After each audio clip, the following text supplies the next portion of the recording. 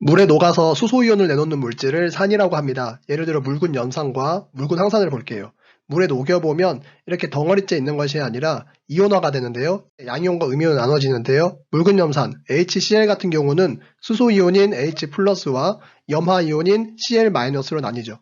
묽은 황산은 H2SO4이기 때문에 H+ 수소이온과 SO4 2- 황산이온으로 나뉘게 됩니다.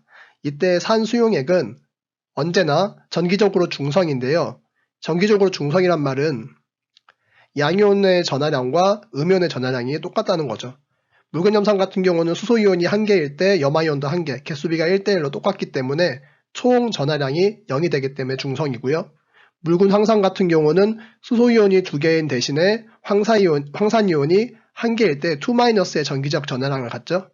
그래서 수용액은 전체적으로 전기적 중성을 띱니다. 이렇게 산은 물에 녹아서 수용액 상태일 때 양이온과 음이온으로 나눠지는데요. 이때 양이온은 모두 수소이온이죠.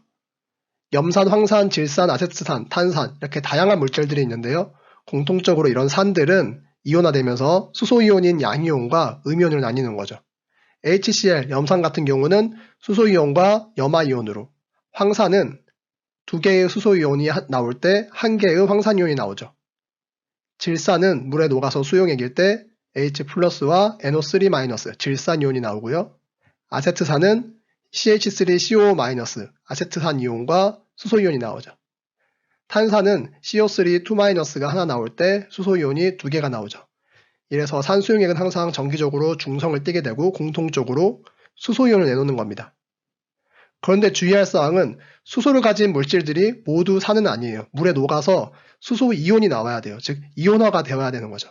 예를 들면 포도당, 에탄올, 설탕 같은 경우는 수소를 포함하고 있지만 물에 녹아서 이온화되는 것이 아니기 때문에 수소 이온을 내놓지 못해요. 그렇기 때문에 수소를 가지고 있지만 산은 아닙니다. 이렇게 다양한 산들이 있고 수용액에서 양이온과 음이온으로 나눠지는데요. 이런 산은 공통적인 성질을 가지고 있어요. 그 이유는 모든 산은 다 수소이온을 내놓기 때문이죠.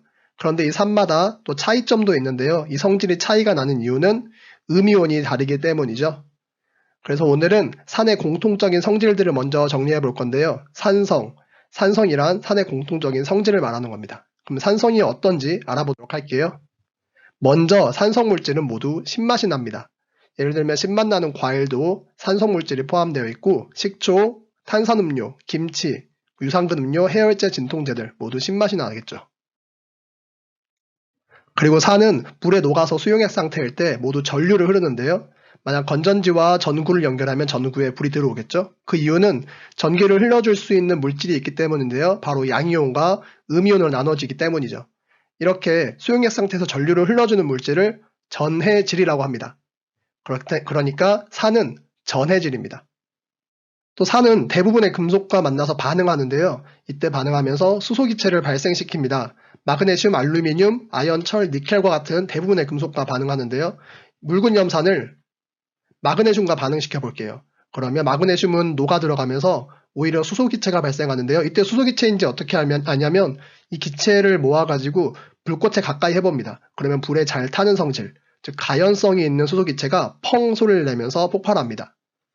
그런데 모든 금속과 반응하는 건 아니에요. 예를 들면 금, 은, 구리와 같은 금속은 산과 만났을 때도 반응을 일으키지 않습니다. 그리고 달걀 껍데기와 반응해서 이산화탄소 기체를 발생시키는데요. 달걀 껍데기의 주성분은 탄산칼슘입니다. 즉 산물질은 탄산칼슘과 반응해서 이산화탄소 기체를 발생하는 거죠. 이렇게 달걀 껍데기에 묽은 염산 또는 황산, 질산과 같은 산을 떨어뜨려 보면 이산화탄소 기체가 발생하는 겁니다. 그리고 푸른색 리트머스 종이를 산에 넣어보면요. 붉은색으로 변하는데요. 이렇게 산은 푸른색 리트머스 종이를 붉은색으로 바꿔줍니다. 만약 붉은색 리트머스 종이를 넣으면 변화가 없겠죠. 그리고 페노프탈레인 용액을 떨어뜨려주면 원래 페노프탈레인 용액은 중성일 때도 투명이거든요. 산성 용액에 페노프탈레인 용액을 한두 방울 떨어뜨려주면 투명한 색이 나타납니다. 무색인 거죠. 산의 공통적인 성질, 즉 산성을 알아보는 간단한 실험을 하나 해볼게요. 자, 푸른색 리트머스 종이에 플러스극 마이너스극 전류를 흘려줄 거예요. 근데 종이에는 전류가 흐르지 않겠죠? 전류를 흘려주기 위해서 수용액 상태에서 전기가 흐르는, 즉 전해질을 묻혀줄 건데요. 산성을 알아볼 거니까 산성이나 염기성, 즉 이런 액성을 띠지 않는 물질을 묻혀줄 겁니다. 바로 질산 칼륨 수용액을 이 푸른색 리트머스 종이에 묻혀줄 거예요.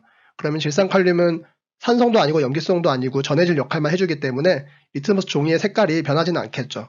여기에 염산을 묻힌 실을 적셔줄 겁니다. 자, 이렇게 리트머스 종이 위에 올려주면 이 주위에 붉은색으로 변하겠죠? 왜냐하면 산은 푸른색 리트머스 종이를 붉은색으로 변화시켜주기 때문이죠. 그런데 전류를 흘려줬는데 전류를 흘려주기 때문에 오른쪽, 이 그림상에서 오른쪽이죠. 음극적으로 붉은색으로 변하는 것을 볼 수 있습니다. 자, 푸른색 리트머스 종이가 붉게 변했다는 것은 산물질 때문인데요. 자, 왜 그럴까요? 이 리트머스 종이에는 지금 염산과 질산칼륨이 있는데요. 염산에서 H 플러스 Cl 마이너스, 즉 수소이온과 염화이온이 있죠. 플러스 성질을 띠는 수소이온과 칼륨이온은 음극적으로, 그리고 나머지 음이온들은 반대로 양극적으로 끌려가겠죠. 이렇게 붉은색으로 변화시키는 원인이 바로 수소이온 때문이구나 라는 것을 알 수 있습니다. 자, 마이너스 극적으로 붉게 변하는 것을 알 수 있죠. 수소이온이 마이너스 극적으로 이동하기 때문입니다. 이런 실험은 다른 산으로 실험해도 같은 결과가 나타나는데요. 이 결과를 통해서 산의 공통성은 수소이온 때문이구나 라는 것을 알 수 있습니다. 그러면 산 오늘까지 다 해봤고요. 정리하고 끝낼게요. Silent nights recalling you, a souvenir of what it could be.